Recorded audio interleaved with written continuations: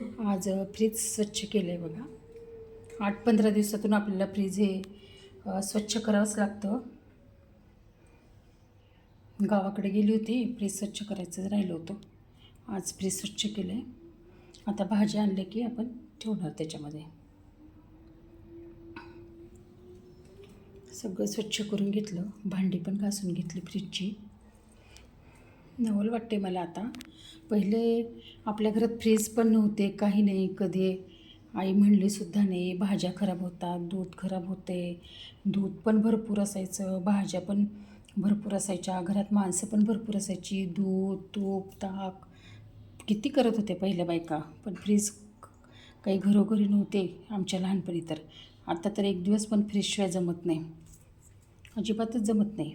Fridge सगळ्यात पहिले आपण फ्रीज बघतो भाज्यासाठी, दुधासाठी, दह्यासाठी. पहिलं कुठं होतं हे असं फ्रीज अजिबातच नव्हतं. पण तूप, दही, ताक सगळं बनत होतं आणि भरपूर प्रमाणात. भाज्या पण आईने कधी म्हटलेलं आठवत नाही की भाज्या खराब झाल्या, दूध खराब झालं, दही खराब झालं. काहीच नाही, कधीच नाही. कसं करत असेल काहीच माहीत नाही. कमाल आहे हां खरंच. आणि आता एक दिवस फ्रीज नसलं तर आपल्याला जमत नाही. भाज्या कुठे ठेवायच्या, खराब झाल्या आहे, दूध खराब झालं आहे. पहिलं बघा की काहीच नव्हतं त्या बायकांचं. अजिबात घरोघरी फ्रीज नसायची. माठातलं गार पाणीच किती छान वाटायचं.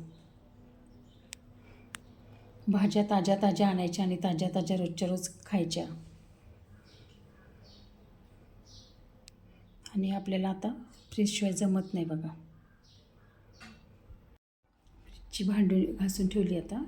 आता फ्रीजमध्ये सगळी भांडी लावून देते.